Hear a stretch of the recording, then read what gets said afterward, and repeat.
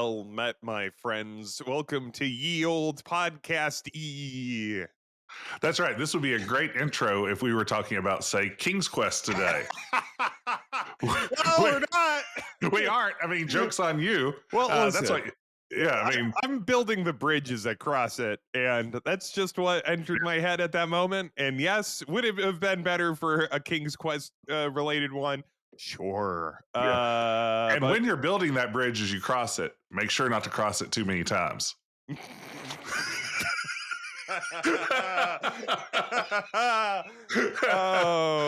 Oh, very good. Welcome, Very good. listeners. Hello, welcome to Quest, the Adventure Game Podcast. I'm Ben. I'm Jess. We're both on Twitch. PS_Garrick. He's Decaf Jedi. Jess, another early record. This is 2 morning records in a row. 2 morning records in a row. I feel like, and I mean, our listeners may differ on this. I feel like we are completely different people during the day.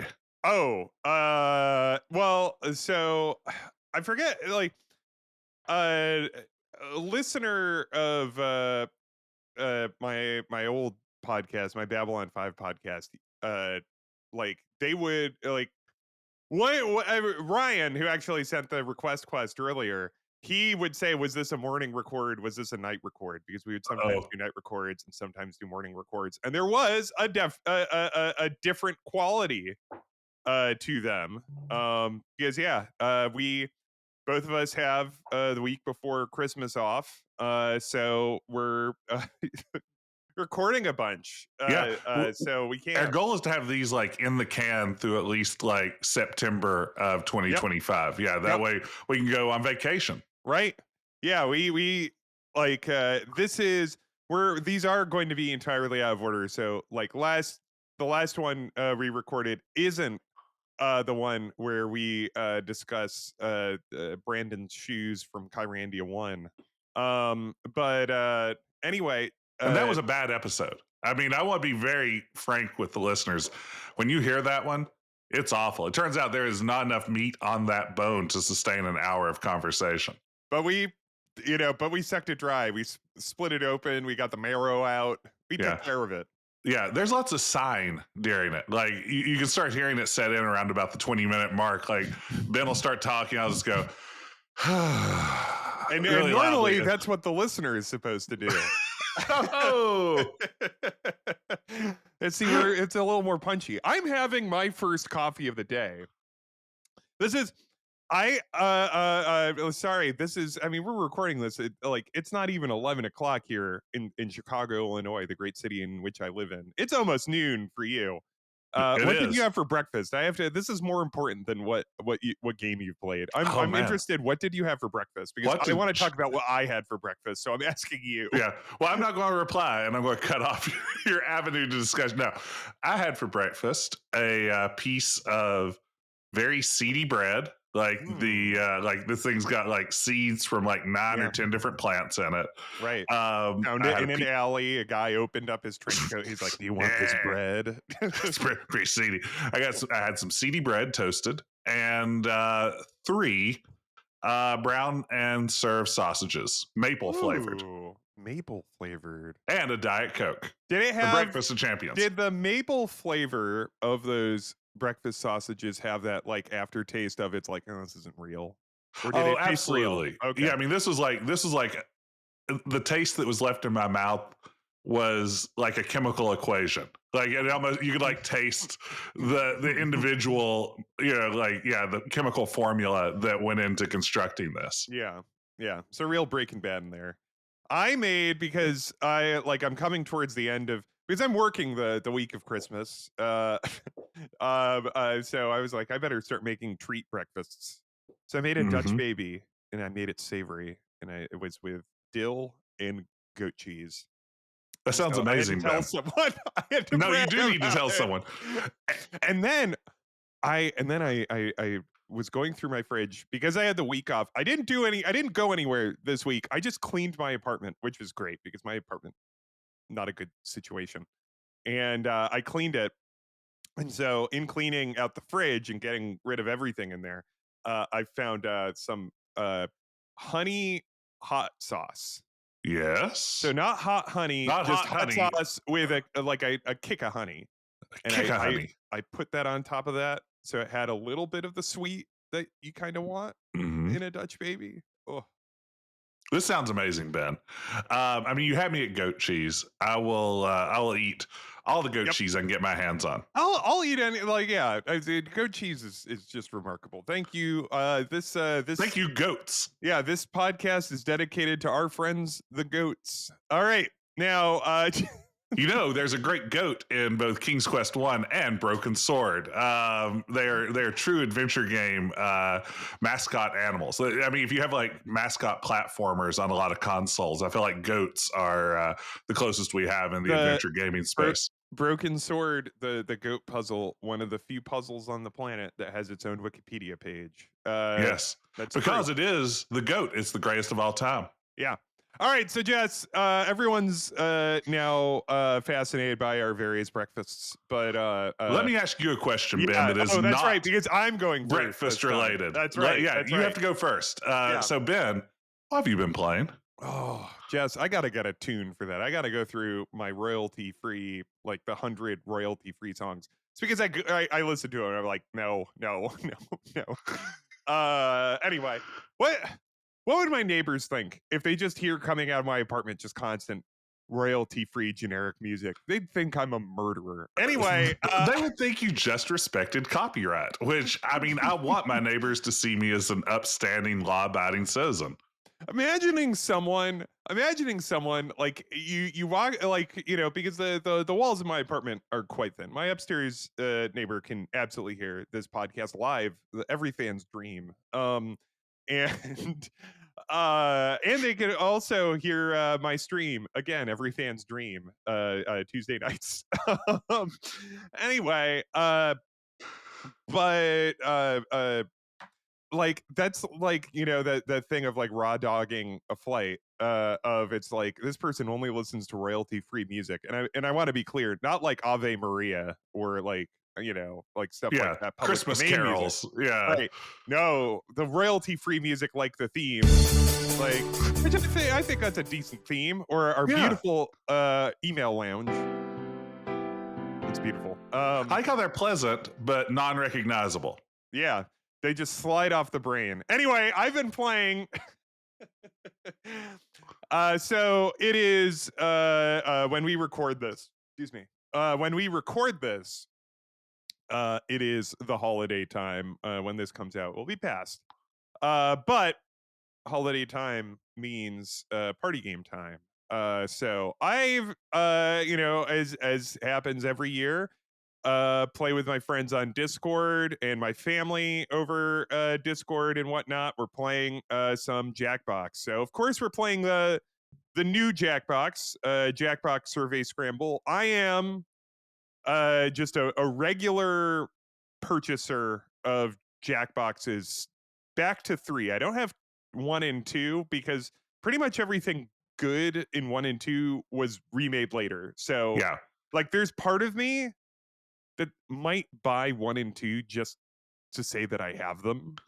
I have all of them, so I could finally play Word Spud. Word Spud's, I mean, better than its reputation. It would have to be. Yeah. So I've been playing Jackbox Survey Scramble, which is very fun. Did you've played it, right? Yes, over Thanksgiving when we had all of our family in town for the holiday, we played a lot of Jackbox. Right. Survey Scramble is one that went over really well. It's basically, for those you don't know, it's Family Feud, but it's Family Feud with like the world's giantest database. You don't have to just wonder like what the number 8 answer on the board is. You can find out the number 274th. Yeah. The answer on the board. The thing about it is that also, like, in between games, you're prompted to answer survey questions. So I assume that like, you know, those feed in, maybe they moderate or sift through them so there's nothing, you know, offensive or anything. So yeah, it's a very interesting kind of aberration for Jackbox, because it's, instead of like the customary block of like what is it, 4 or 5 different games. Yeah. It is now I think they just added 2. Did you know this? They No. just rolled out a patch, I think in this last week, where they added 2 more. They added 2 more games. So there are, let's see here. I'm pulling up um the Steam page Yeah, for this it. one's But kind of fun. It has multiple modes for the same yeah, game, as opposed to most of the packs that that's you right. get 4 or 5 completely separate games. This That's one, right. it's all the Family Feud concept, and then iterations around that at some level. The Yeah, survey based concept. everything is based around um uh so yeah, there's whatever. Anyway, everything is based around the central conceit of this survey, like of these surveys. They're all pulling from the same data. It is just that there are, like, I don't know, 6 or 7 different games that are built around them. Hmm. Which, like, the most basic one, high low, is essentially just Family Feud.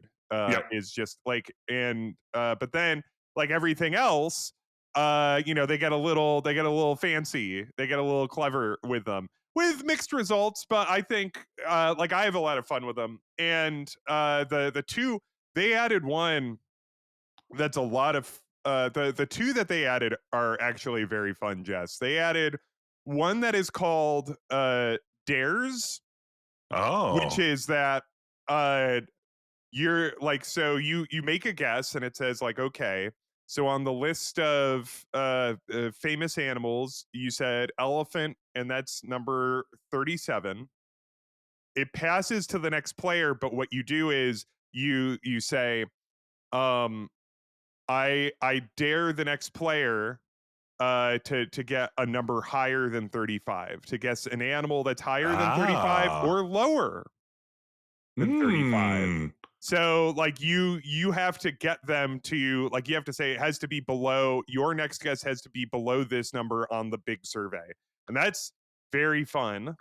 Ooh, I like And the set. You could pick like the most obscure answer and then just say to the other person, you have to get more obscure than right, this. You know, yeah, oh, that's neat. I haven't played that version. That sounds yeah. really cool. And then the other one is also fun. It's called Dash, and what it is that it just it's a race. All of your little avatars are on, like, a little racetrack, and it just presents you with a bunch of survey answers, and you just poke, like, you just tap the one that you think is higher, and that gets you Oh, ahead.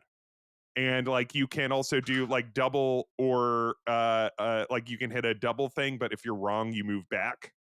And yeah, like, and the further up you go, the more choices from the multiple choice you get, so it becomes very difficult. It's great. I really, I am, uh as I said, I buy all the Jackbox. I'm a big Jackbox supporter, and part of that is that it is made right here in Chicago. And in fact, some comedy people I know have been involved with it, so I'm happy to support them. But uh, I think this is a really a solid game, even if just for high low. yes. Which is just a nice basic family feud game. What's your favorite Jackbox game? Yeah.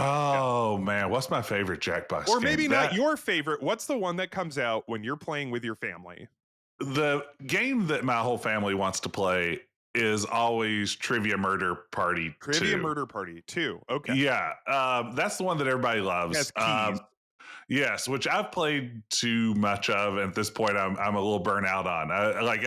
But that's the one that people who play a lot less Jackbox in my circle always go straight for. When Other ones, you say your family, is this like you, your wife, and your kid, or is this like more extended? Like, more the who? extended family. A lot of times we wait until we can get like a good crowd of, like, Mhm. during COVID, we would get, Oh yeah, yeah, all the for extended sure. family together to do it online. And then we have holidays, usually the bigger crew.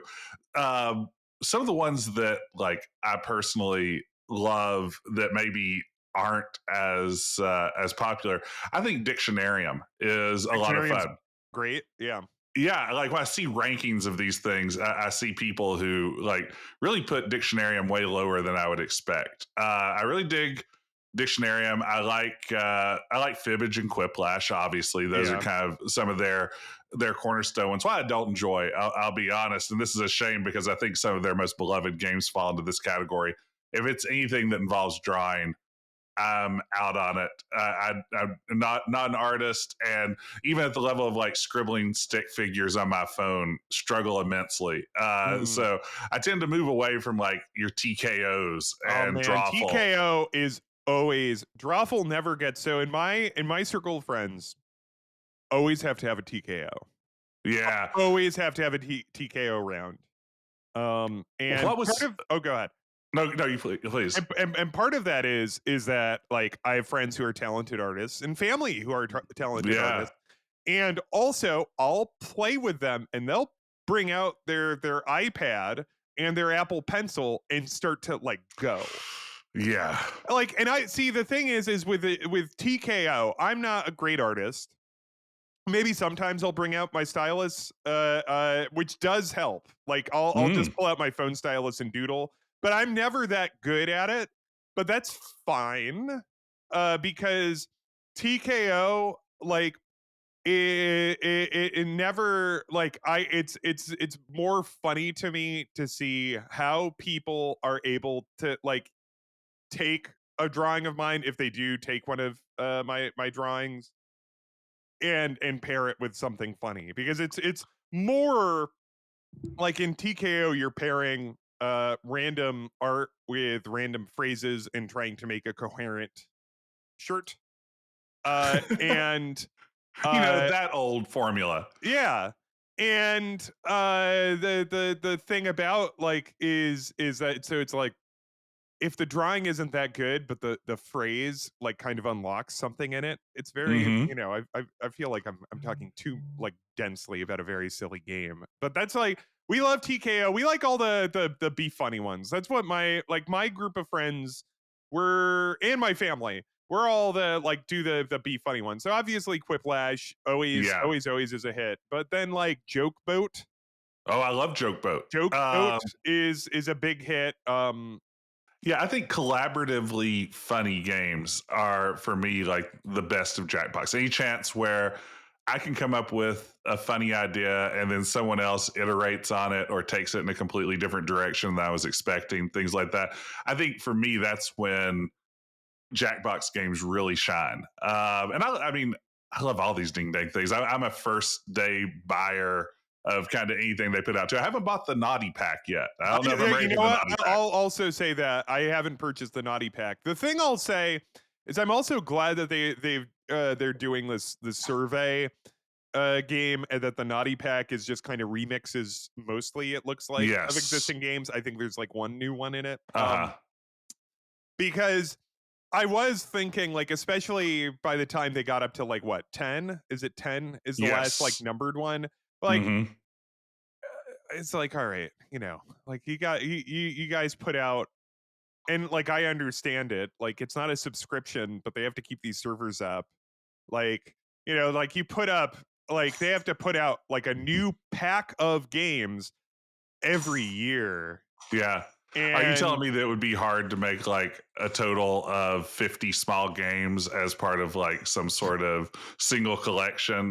Is this a backdoor way for you to talk about UFO 50? it took them like 8 years to make UFO 50. That's right. That's So, right. and yeah, so you know, yeah, like this took them about 10 years. So UFO 50 is definitively better. Jess, what have you been playing? I actually quit playing video games. I've No, sworn it. no, it's No, not. no, I'm joking. I'm Oh, still playing video games. Yeah, ooh, no, this would have oh. been a weird place to drop that, wouldn't it? Yeah, I've I've decided to. actually taken up the cloth. Yeah, I was really going to say I've dedicated myself to my faith, and that doesn't include video entertainment anymore. But no, I have been playing Ben, and I think this is a great opportunity to talk about our topic for this week. What?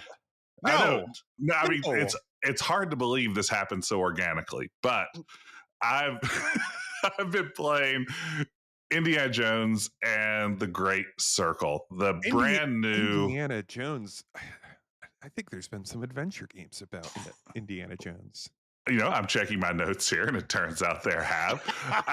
Whoa! Jess just pulled out like this massive, like this huge journal, and it's dog-eared. It honestly, it looks like the Grail Diary.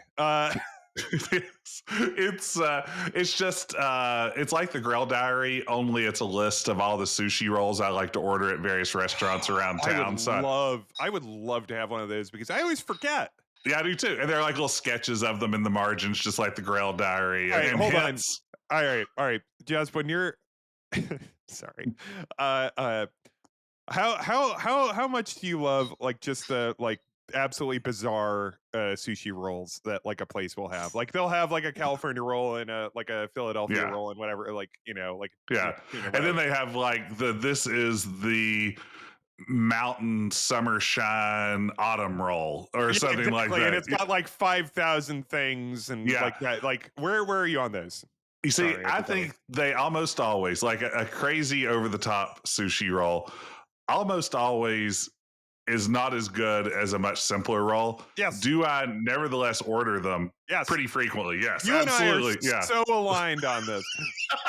You and I every weekend I get sushi. Like I get some delivery sushi, and every time like it's like, well, I know I would like this thing that I know I would like, or I can get this thing called the Pink Ranger, and like it has. And like for whatever reason, this particular sushi restaurant in Chicago, all their special rolls are like the Green Ranger, the Red Ranger, like it's all like Power Ranger themed ones. Who wouldn't love that? And like, and I'm just like, oh yeah. And I always like the more simple ones better. But I'm seduced. I'm seduced into spending $20 on a fucking roll. No, I mean, you sit me down and you say, Jess, like, what kind of rolls do you like? I'm going to tell you, like a simple yellowtail tuna roll, marvelous. Absolutely. Sign me up for that. I don't need any, a little uzu on there, maybe. I'm good. Right. But, you sit me down with a roll that has 36 ingredients. I'm going to be like, I probably should try that, even though it costs 3 times as much as the roll I know I like. And then I'm like, yeah, this is fine. Would have been better with less stuff. Yeah. It's always like I'll just have it and just be like, why did I do this? But you know what? Then I do it the next week. I do the exact I'm never going to learn. Because I'm looking for the one that will fix me. All right. So Indiana Jones. Indiana Jones and the Great Circle. They should have called it Indiana Jones and the Great Game. What? Because I'm really enjoying it. It's a really good game. I mean, it's the brand new Bethesda Machine Games 2024 release. This one is it's just a it really looks incredible. I got a gorgeous game. I mean, it's one of the prettiest games I've ever played. It really gets what Indiana Jones is all about. It gets the adventure, it gets the exploration, the humor. Now, granted, I'm only a couple hours in, but of what have you played off the stream? Because I watched you stream it. Have you played off the? Okay, so I've seen everything you played to this point. Actually, yes, and I mean it's just been exactly the kind of Indiana Jones game that I've wanted to see. And that's what got us talking, to draw back the curtain. We did discuss this beforehand. Surprise, listeners. This isn't just a happy coincidence. We started talking about this idea of, like, what are the elements that define a great Indiana Jones game? And I'm curious how much they overlap with sort of the elements that define a great Indiana Jones film. Because, I mean, we live in a world where we've had 3 to 4 good Indiana Jones films, roughly. Now we're disagreed on this, but that's fine. Listen. I'm a snob. I like Raiders. I love, and Last Crusade. I like bold stance on Raiders, and then there are bits and pieces of the other 3 that I enjoy. Mm-hmm. That's it. Like, I mean, you're never going to get me to say I don't like the opening of Temple of Doom, because the opening of Temple of Doom is actually one of my favorite like Spielberg things. The best that part whole, of the whole film. Yeah, like the anything it is. goes. Yeah. And then like the way that the title appears like over like Yes. like I Yeah. think it's one of like just this really wonderful piece of filmmaking. And then I A don't love letter to the movies. yeah. Yeah, which I like. No, you see, I'll just put my cards on the table. Love the first three. Just I'll throw Temple of Doom in there. Love Last Crusade. All three of those are on my good list. I liked Dial of Destiny pretty much. I thought it was perfectly fun. I thought it was good stuff. I know you enjoy it. So, but how do you feel about Crystal Skull? You know, that one's tough. There are moments I like in it. There are elements. I mean, bring back Marion, good thing. I don't know if I love and this is something we'll talk about, the MacGuffin of the Crystal Skull. Not that I think aliens have no place in Indiana Jones' story, but rather just I don't know if they really paid it off that great. And it's interesting with the post like trilogy indies, like the two that came out, is that like in like Raiders and Last Crusade, the MacGuffins are explicitly religious, and like specifically like Christian religious. Yes. And then the MacGuffin in Temple of Doom is not Christian. Obviously, it's what are they trying to get? I don't even remember. It's been a minute. The stones are they the Ankara stones, Shakar? I don't know, but they are like a spiritual. That's right. They definitely have like a supernatural, spiritual element. And then Crystal Skull kind of has that, but it's like this aliens thing, and then there's no religion at all in it's Archimedes dial, which says a lot about the world we live in today. Well, I'm not. I'm just saying. I think you're right, Ben. Well, I'm just saying that it's not like it feels. I don't know. There's something about like the mysticism.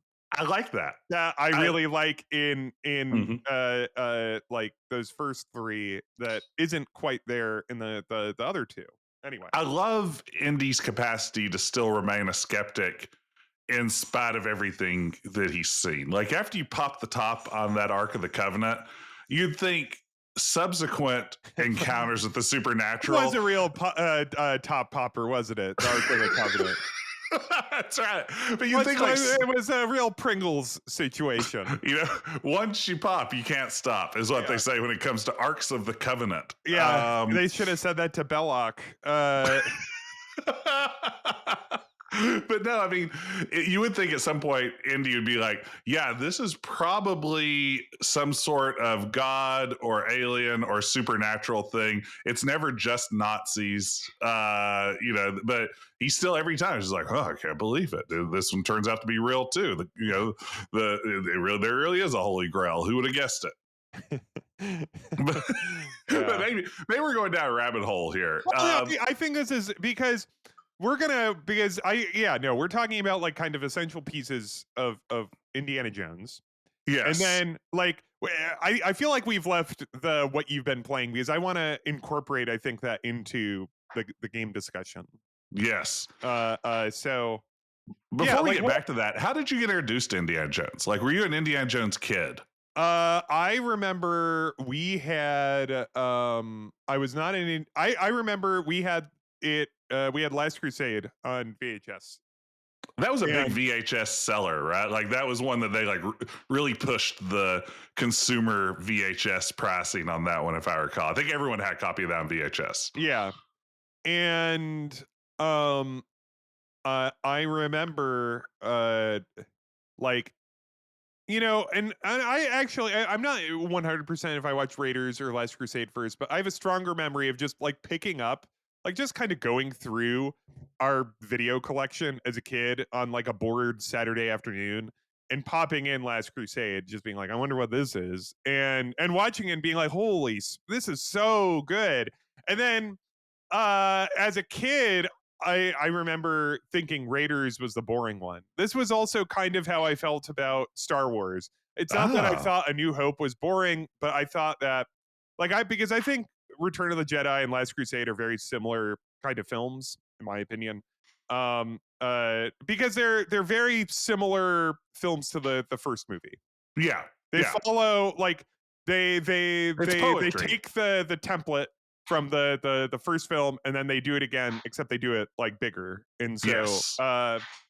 and they're a little like, and they're also like each like a little funnier, a little looser, a little like a little more with an eye on family, I would say. Mm-hmm. Because it's like in Last Crusade's way funnier. Oh yeah. I mean, it is than- a comedy movie as much as it is an action adventure movie, I feel like. Like Raiders has funny moments, Mm-hmm. but like Last Crusade is like funny as, you know, Wrong Ticket. It has, you know, like it has a hilarious moment that he's discovered when that he's been sleeping with the same Nazi as his father. That's always awkward. Yeah, like whoa, like pulling out my pulling. I have to say the Venice callback as he emerges from the manhole early in the film is, to young me who probably saw that movie when I was like 12 or 13 years old, I thought that was the funniest joke I'd ever seen. Like that movie was like dialed into my sense of humor. I'd watched, like for me, I think I watched Raiders first as a kid on cable at some point. I watched Temple of Doom at a sleepover when I was way too young to be watching Temple of I bet Doom. that terrified you. Yeah. It went into like the Chekhov's earwig category of movie scenes that traumatized me throughout my childhood. But they loved doing that shit in the 80s. They did. They really loved doing that. They loved scaring the shit out of kids. You know, probably I don't think I'll surprise anyone when I say, you know, I'm a big Star Wars fan. But as a kid, certainly I would say probably I loved Indiana Jones more. Like Indiana Jones was my thing. Like I couldn't get enough. You were an indie kid. So when I you was got an indie kid, like the LucasArts catalog that came with the games, did you look through the little catalog and see that they sold those fine leather jackets? yes, They sold those in the catalog, and I have and a one of whip these. and a fedora. Yeah. She said absolutely not. Ben, let me tell you something I found recently. So my parents brought to my house about a year ago this giant box of stuff from that I'd written for school, like certificates, you know, showing that I got like the Presidential Physical Fitness Award, or report cards and all this other sort of stuff. And they had some essays I'd written through school. And in 6th grade, I'd written and typed and printed out, of course, because I was a kid in 6th grade that had my own printer. I'd written a "What do you want to be when you grow up" essay, and I identified 2 potential career paths. The first was archaeologist because of Indiana Jones. I loved it. Can you guess what the second career path a 11-year-old Jess might have identified? The leisure suit wearer. You're not far off. The essay literally says, "I want to be a game designer at Sierra Online someday." Yeah. No, me too. Yeah. This is like a consistent theme that has never gone away, which makes us, I think, the 2 perfect people to talk about Indiana Jones games. So, speaking of Indiana Jones games, let's talk about the first Indiana Jones adventure game from Lucasfilm Games, released in July of 1989. Okay. So first off, this is really funny. The box has in big Indiana Jones font letters, fine letter jackets, INDY, Indy, and then underneath it, Indiana Jones in the Last Crusade.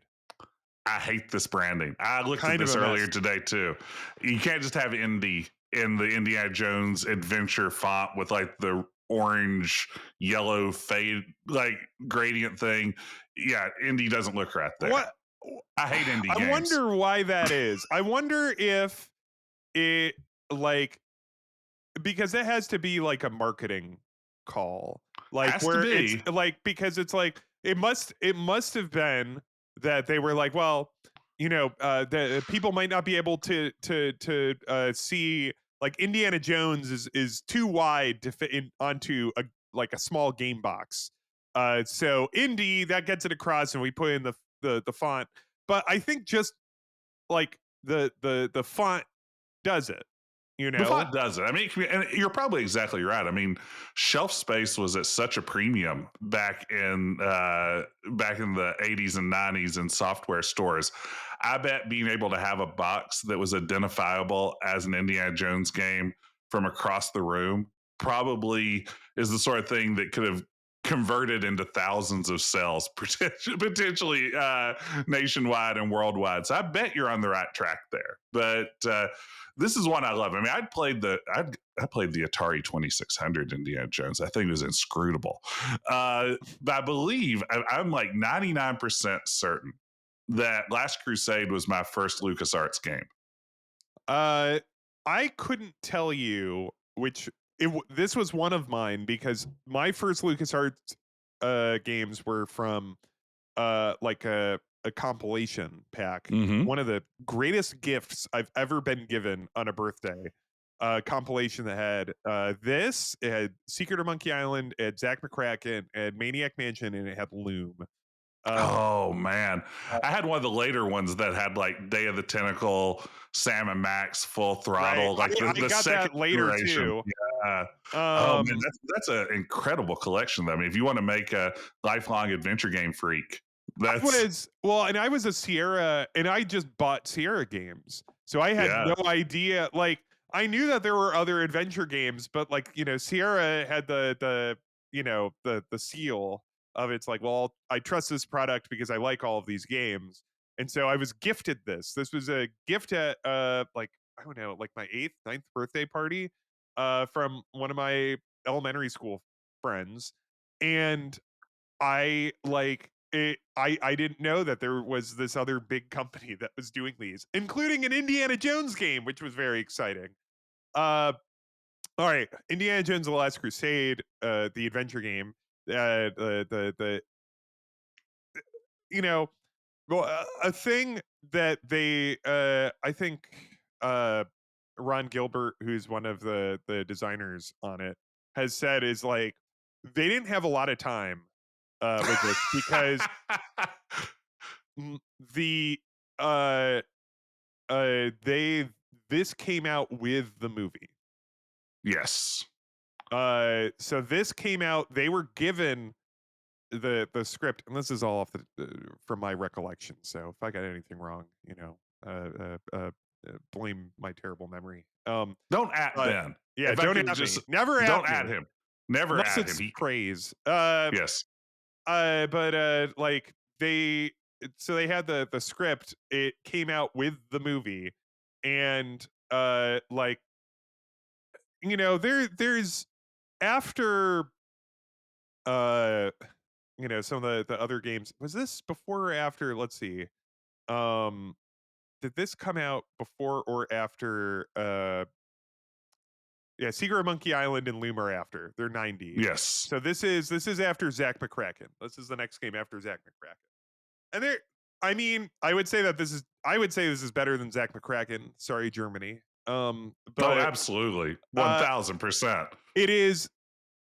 It definitely has the feel of a licensed game, in that it feels like it's a mad dash through, um like like set pieces that are in the movie, and not like kind of a game. You're checking off a lot of boxes on this one. Like I feel like there are things like we have to have the library scene where he breaks through the floor. Right. So let's ride around that. We have to have, you know, all of these scenes one after another that are just part of this film.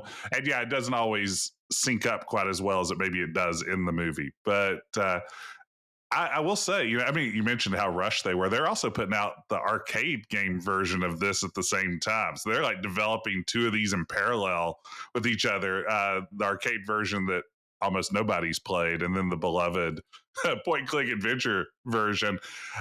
I still, as a kid, I loved this. Like, I was just like, feed me that slop. Give me exactly what was in the film that I already love. I want to just see that all over again. It was very exciting as a kid to play this and be like, wow, I remember like it did, and I think it being an adventure game, like actually helped with the feeling of it's like, wow, I'm really in the game, you know, Yeah. I think it was the or first in the movie. movie or media adaptation I'd ever played that was capable in any way of like recreating the thing it was based on. You know, it's like we'd reached a point where it was the right technology and, right storytelling tools and everything else that you could approximate something, pretty similar to big chunks of the film rather than something that felt completely divorced from it. Yeah, because there isn't a lot of Raiders of the Lost Ark DNA in that Atari 2600 version. It's the it's a mess like most ambitious Atari 2600 games. But no, I mean, and I played the 16 color version. Ben, did you start out with that one? Did you have the 256? The pack that I purchased or was gifted rather that had the VGA version, which Ah, I think looks extremely inferior to the original 16 color EGA version.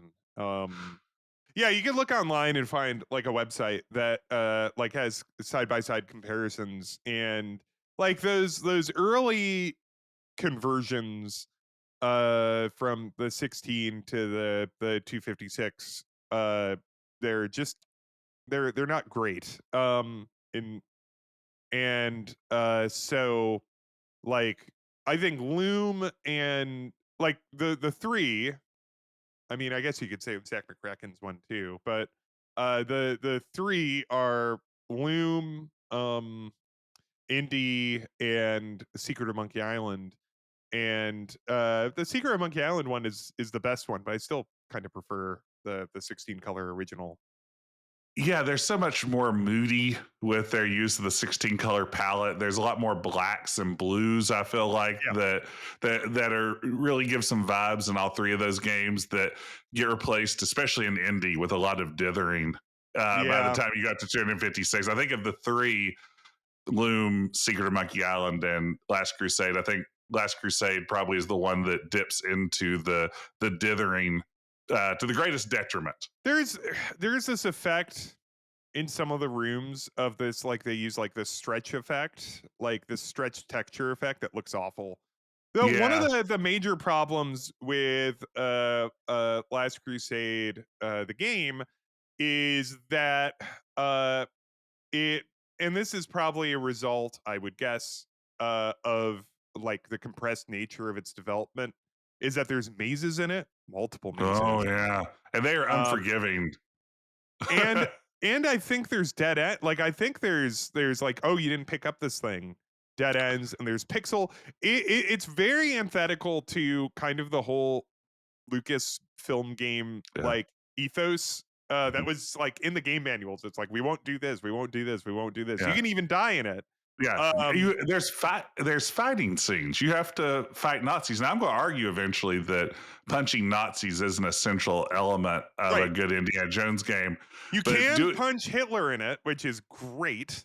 yes, absolutely. Like it's I mean, very that's a fun. good Like feature that more games should have. yeah, like like instead of asking, "Can we pet the dog?" We should be asking, "Can you punch Hitler?" Like, and I don't care if it's Stardew Valley. Mhm. Trademark.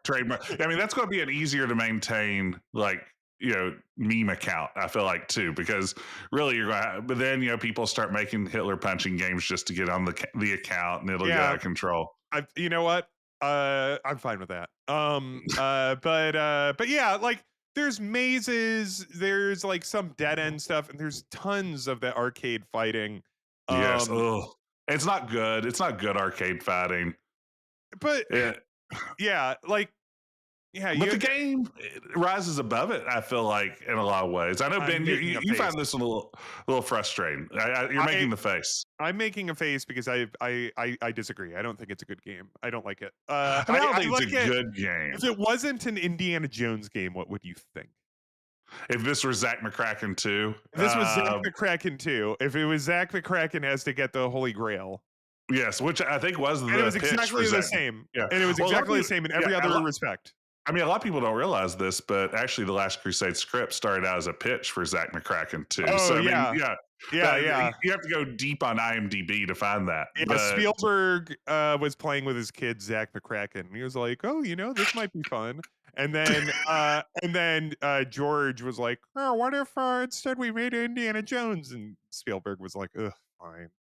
yeah, Yeah, like unfortunately, we were so close to a Zach McCracken game, directed by Spielberg, but George went and fucked it up again. All right. now, Anyway, you were in all fairness, we don't mean George Went. When you say that, nothing but love to Norm from Cheers. saying. But no, I mean, yeah, I don't mind that. I mean, I think part of it too. I just as my first LucasArts game, I have a lot of nostalgia for it.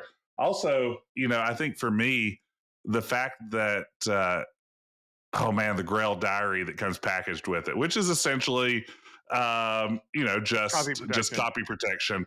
But man, what a good Philly. Again, as a kid who loved the movie, having my own copy of the Grail diary, it's one of the few Phillies that as I foolishly threw away a bunch of my adventure gaming boxes and stuff years ago when my parents said they wouldn't store it at their houses anymore, I held on to the Grail diary from Last Crusade because I just love that thing. There are very few manuals I still have, and the only one of the few that I still have is the pharmacology manual from Freddy Farkas. That's one of the others that I kept because that It's is very a funny. pretty funny manual. That's a good book. Is there anything else? Is there anything else? One thing I'll say about Last Crusade is that it has a very so we just said that Last Crusade the movie is pretty funny. Um, the game also has like a couple running jokes, but they feel very, if not Ron Gilberty, like kind of like LucasArts house style or Lucasfilm Games house Yes, style jokes. Uh, like there's like this running, like there's a couple cute little running gags. I think it's like Indy just keeps saying, because the game kind of sprints through the movie, as I said, like it's just kind of hits set piece to set piece, and so there's stuff that it misses, like including like the boat race in Venice, or not the race, but the yes. boat chase in Venice. And like so there's just little moments where I think it's like somebody walks in and they just went through a whole thing, like, and Indy or Marcus or whoever says it's like, don't, was it like, don't ask.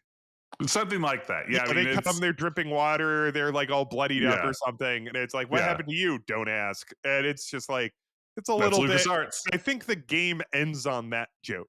I think Yeah. it's something like that. So yeah, I mean, I think it's charming, and I love how it looks. I think it's Hmm. Steve Purcell did a lot of the art for it, and it gets a certain amount of extra oomph from being Indiana Jones. Absolutely. Like, Yeah. just playing as a kid, and you just tolerate all the mazes and all the other. There's also multiple routes through it, kind of, which Hmm. become a bigger thing in Yeah. the next game. Yeah. I mean, and actually, that's a good segue because I think it's safe to say nearly everyone listening will probably agree when we say LucasArts follow up to this, Indiana Jones and the Fate of Atlantis, superior in just about every way, right? I mean, there are people out there who. You're pitching up. There, it is superior in every way. That's right. Yeah. There is not part of it where it is not better. I don't know, like, unless like you're a huge 16 color art head, Yeah. which in which case sure, but like even I would say the art in Fate of Atlantis is excellent. Like Yes. it is in many ways, like it has its flaws, which we'll get into. But like Fate of Atlantis, now gear shifting over, like as yeah, as like to compare the two, I think it gets away with being so much a better game because it doesn't have to worry about being faithful to a movie. Right. Um, 100%. I would agree with that. and you know what? I just said this whole thing about like how much I prefer the like kind of the Christian mysticism, and this doesn't have any of it, but it does because it's about like these fake like Atlantis, like this, right? I guess that, like Greek gods and stuff like that. Like it has all this, like, so it The has still enemies of has the some, Christian God. yeah. Um, the but yeah. So Vivid Atlantis, just a very quick. If for some reason haven't played this and you're listening to this podcast, that's baffling. Um, but what it is that Indiana Jones. Do you know when it, like, if it's set? Like, is it set Oh, after Last Crusade? Like, what year? I I'm assume that it's always. probably set after Last Crusade. I But there think are so. Nazis. Like, Nazis are a huge part of it. So what the plot is that the once again the Nazis are trying to get some sort of super powerful supernatural thing. And so they are, instead of looking for the Ark of the Covenant or the Holy Grail, this time they're looking for Atlantis, because Atlantis created so many incredible machines of unimaginable power that can turn men into gods and create bombs that would, destroy anything, and this, that, and the other. And so now you're trying, like, you, Indy, are trying to uncover the mysteries of Atlantis, and you are paired, depending on which path, but like uh, someone that you used to do archaeology with, Sophia Hapgood, Is that uh, what they're calling it these days? uh, uh, a fellow archaeologist. I don't know. I don't know. No, I mean, Someone you used to, but she's not an archaeologist anymore. She is no. like this woman, Sophia Hapgood. They like, she, like, didn't she train under him or something? Like, I I thought like believe they had so. like a mentor mentee relationship, but maybe I'm misremembering.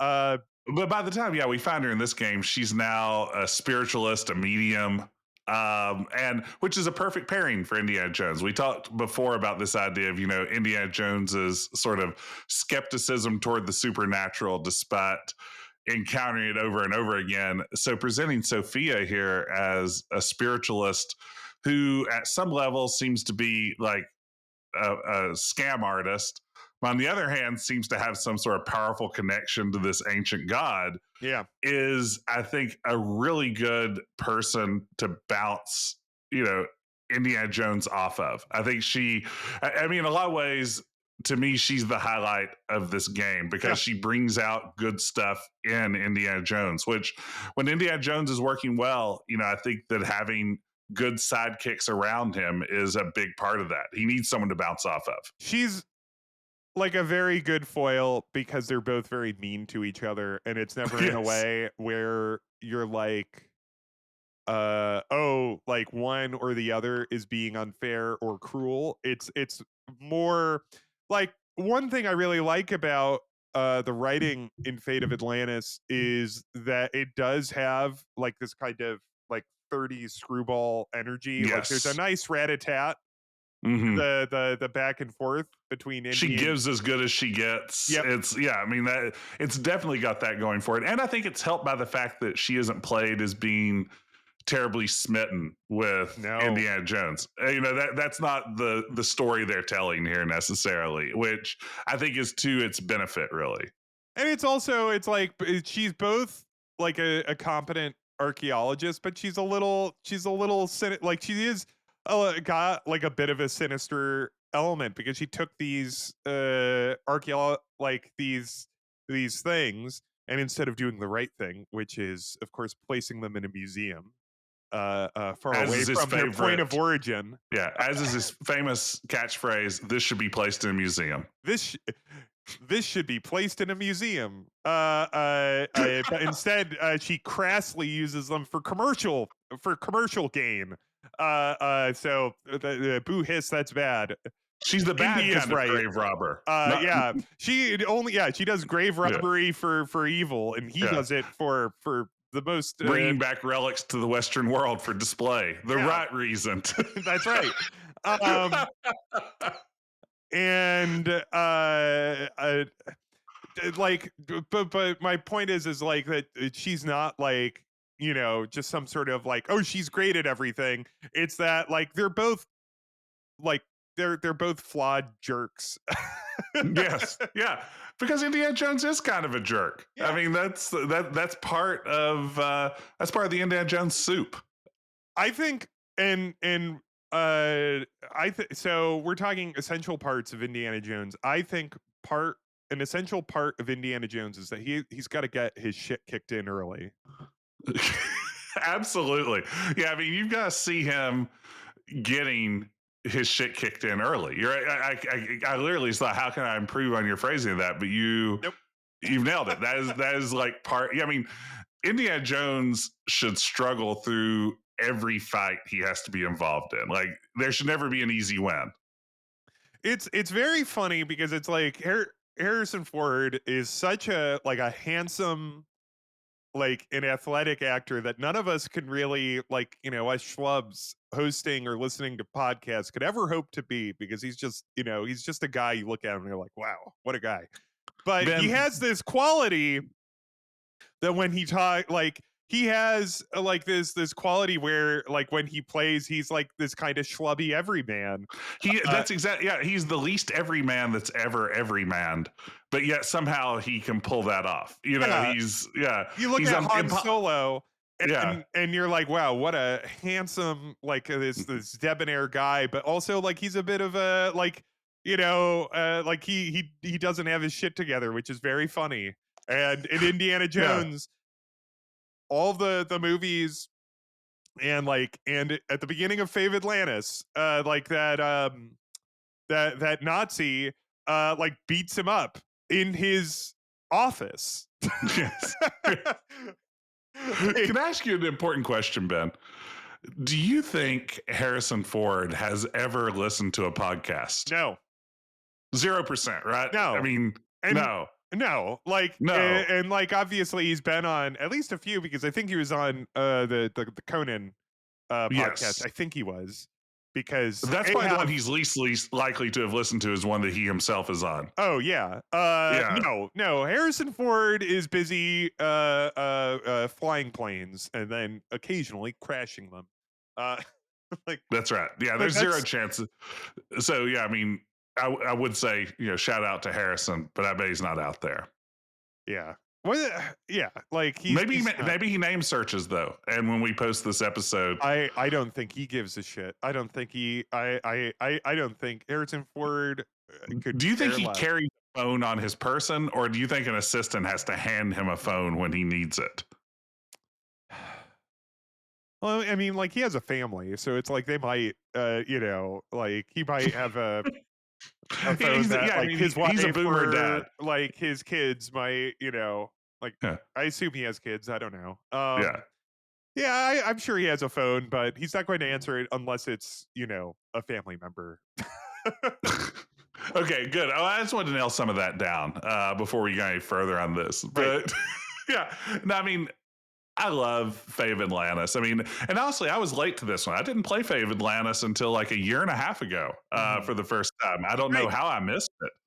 I mean, it was never one that I was avoiding. I mean, as I said, I was an Indiana Jones fan, but it was never one I saw in a store. It never came in any of the compilations. And then I bought it on GOG, and it joined the long list of games I've bought on GOG and Steam that I haven't played. Mhm. And coming to it as someone, playing it for the first time, like in 2023, I mean, it's obvious why people love this one so much. I mean, it's a solidly designed game. I've only taken the one path through it, which I think was the Wits Really? path. Yeah, I've only played the one path. Oh, you should go back. So yeah, so one thing about Favorite Atlantis, again, if you haven't played it, is that the beginning and the end of the game are essentially the same. There are Mm-hmm. some kind of randomized elements in them, which I think we should get back to. But the center of the game can go on 3 different paths, which you can select. Like, the game will nudge you towards one based on how you play the beginning of the game, but essentially, it's based on 3 paths: fists, wits, and team. And fists is a more action oriented path, which has more of the fighting in it, which is, why would you do that? But you Insane. can cheat out of it, and there is one fight in it you can't cheat out of, but even then there's a puzzle solution to beating that fight. Then Wits is just more kind of puzzle oriented, and then Team, which is like the canonical one. I think everybody agrees. Yeah, I think I said Wits earlier, but I played Team. Yeah, I mean Yeah, it I was like, yeah, yeah, no, wait a yeah. minute. Team, No, yeah. but Team is you and Sophia on it together, and then the game, all of these paths converge at Atlantis. And the interesting thing about the paths is also it's like the story itself is kind of different. Like some of the characters might have like different motivations in them. Like there's not a level of consistency. It's just like, yeah, it's like just a little bit. And then, as I said, the beginning and especially the end have like this kind of randomization in them. And to me, when when I play it, it really feels like them trying to find a way to make this game more replayable. Because that was like that's the major problem with a lot of adventure games, is that it's like you play it once and that's that, or you play it once and you talk about it forever on a podcast, You spend and the next 40 years talking about it. uh and so like and there this game, Fate of Atlantis, isn't alone in trying to solve this Mm-hmm. problem, because there's also the great game Legend of Kyrandia 3, Malcolm's Revenge, which also tries to solve this problem. And I don't think any game, unfortunately, quite squared the circle. The And Great Circle. the very good. And the problem with the randomization in Fate of Atlantis is that the three paths are a lot of fun, but I think that the game loses me with the last segment in Atlantis, because like it's a lot of very dry puzzles Yes. that are very puzzly puzzles, and like It's very fiddly. yeah, and I get a real like sense, especially since it's the end of the game. There's part of me that's kind of like pushing the all right, like let's get this over with. Like I just want to get to the climax of the game by now. Like, and because they're these fiddly and random puzzles, you can't like easily like walk through them. You have to. It's like, and they're all the same. The solution is the same. It's just that it's like, oh, this inventory item in one playthrough might be in this room, and in another play through it might be in a room all the way in the other side of the map, and you only know by going to every single room. Like it's not fun. No, it doesn't make you be like, I would love to go back and play this game to see if that iron bar was in a different room. Yeah, I mean, honestly, I don't think any game ever quite got this right. I mean, this challenge of how do you deal with replayability? I mean, what changed ultimately was just the industry itself with digital distribution, the rise of these sorts of indie developers that are able to release shorter games with less filler at a price point that makes sense. That just wasn't possible back in the 90s, where if you're going to sell a game on a shelf in a box, it had to be a certain length to be considered a good value. And yeah, I mean, this is an admirable attempt at that. Probably doesn't quite get it, though. Yeah, like overall the game is good. Like it checks off. Like we actually talked about this a little bit with Richard. It's like it does lean into him being an archaeologist a lot. Like that's part of like the game. Like I teased because I think the puzzle is kind of fiddly and boring, but it is like there's like when you do the surveying, like you use like a surveying tripod to at the entrance of the Crete labyrinth. But it like a really great thing about the Fate of Atlantis is that it leans into the action part, it leans into like the romance, it has like these puzzles that are like like appropriate to what he is. Uh, and yeah, like it's just really fun. And then you punch a bunch of Nazis in it. Yeah, which again is essential. It's essential that's in there. But no, this one's fantastic. I mean, if there's an Indiana Jones game that like draws me back to want to play it again. I mean, I've already dunked on the idea that they didn't quite get the replayability element Other down. two paths are fun. Yeah, Teams is the I do best want one. to replay it. They're So fun. I mean, again, it's as close as anybody has gotten on this. Ben, are there other Indiana Jones games along the way that these are like the classic point and clicks? I never there played others? Emperor's Tomb or like the other, like Indiana Jones is not as gamed a franchise, it feels like, right? Like I mean there are and it feels also, and I mean this isn't an original thought. I'm repeating what other people have said. It's like Indiana Jones, like after Fave Atlantis, is they lost the race to make Indiana Jones games to other franchises. Like it's like Tomb Raider, like you play that and you're like, oh yeah, this is what, like, Emperor's Tomb, to my understanding, I've not played it. I think you played it, right? I played a little bit of Emperor's Tomb, a little bit of. It's a little Tomb Raider-y, right? Am I wrong? Yeah. Infernal Machine and Emperor's Tomb are both very Tomb Raider-y. Staff of Kings, which came out in Staff of Kings 2009. I played the PlayStation Portable version of that for some reason. It's not bad. I mean, it's less Tomb Raider-y, but it's still just sort of a Uncharted? standard. Because like Uncharted is the other like franchise. It's like Tomb Raider and Uncharted are like the two where you play them and you're like, especially Uncharted. Have you played the Uncharted games? I've not played Uncharted. That's on my list of huge franchises that I've never touched and really know nothing about other than just like literally the name Nathan Drake and it's big set pieces, right? Like, like it's yeah. Like, and at the time, like I remember like playing Uncharted 2 on my PlayStation and just being like, oh, I see what they're doing. Like this guy's obviously an Indiana Jones, like, and he, it's a similar type of like he's a handsome doofus and he's traipsing. Another thing about like an essential part of an Indiana Jones game is like it has to be globetrotting. It has to be, or at least it has to start in like the Northeast United States and then cross around Europe for a bit and then end somewhere in like the cradle of civilization, like somewhere in like Greece or like somewhere in the Middle East or like somewhere like around the Mediterranean.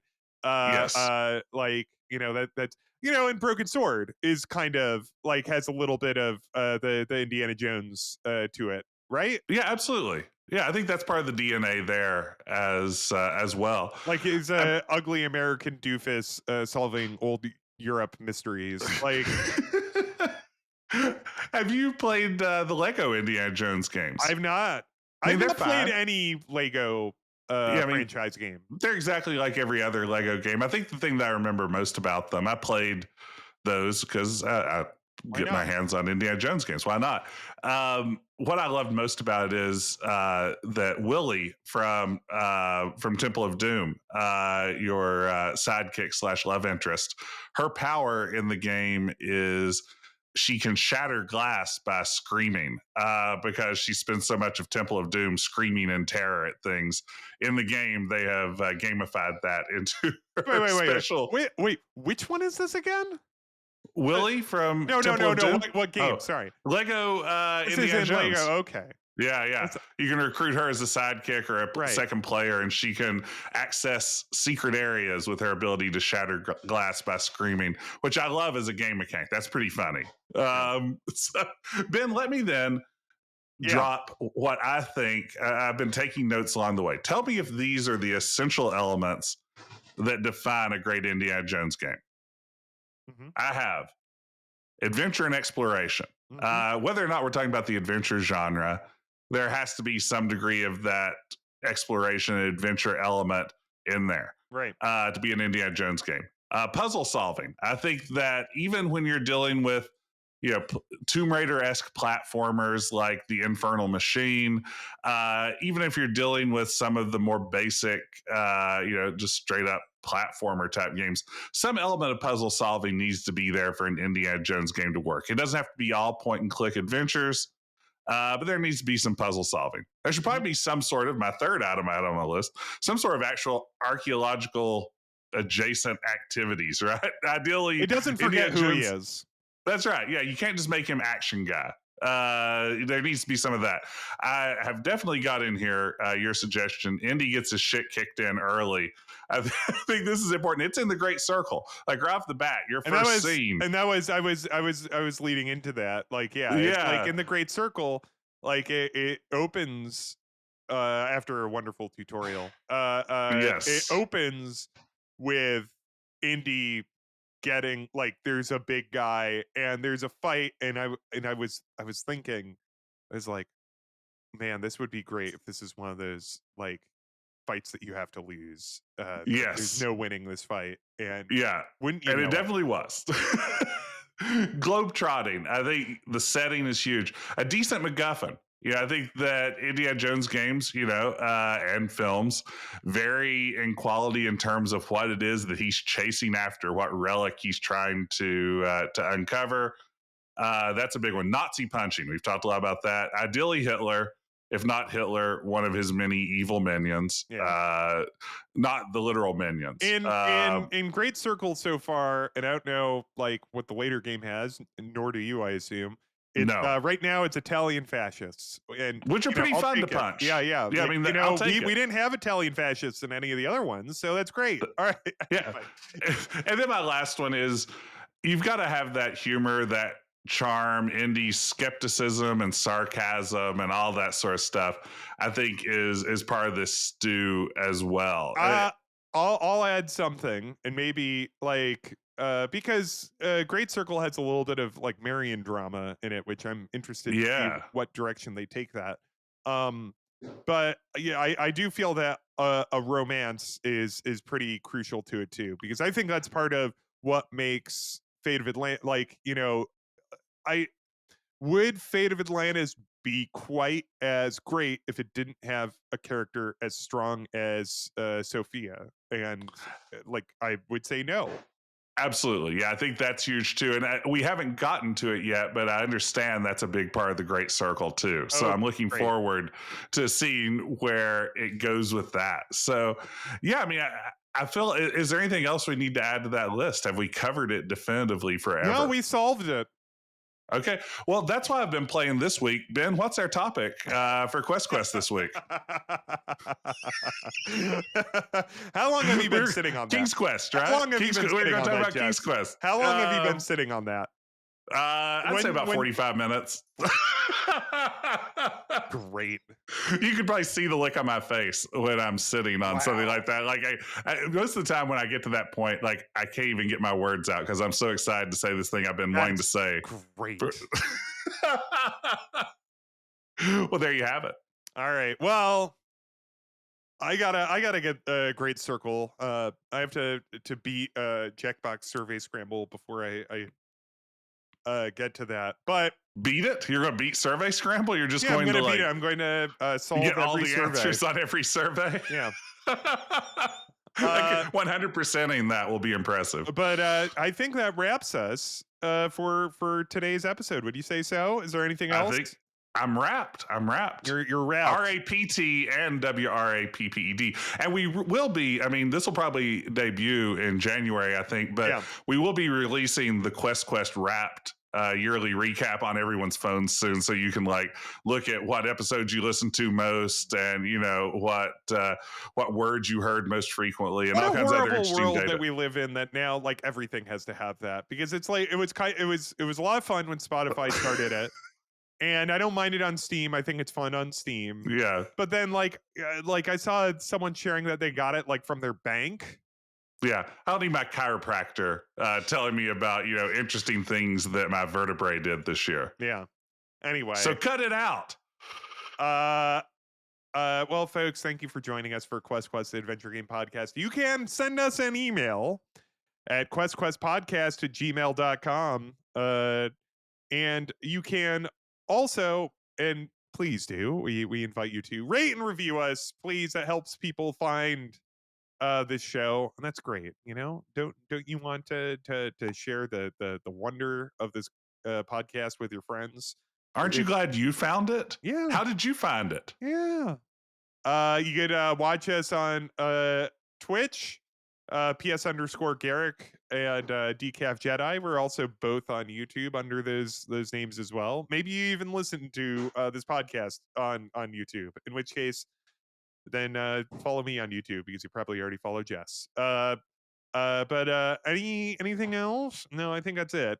So then join us next week for this is really exciting, for the adventure game we're going to discuss. It's coming out. It's a Kickstarter, and it is Wings Meets Wings. It is the cast of Wings meets Paul McCartney's Wings, and it all takes place on that little island. It's that Paul flies in to that airport, and all sorts of crazy things happen. So we can't wait until we talk about it, and we can't wait until you listen to it. Bye bye.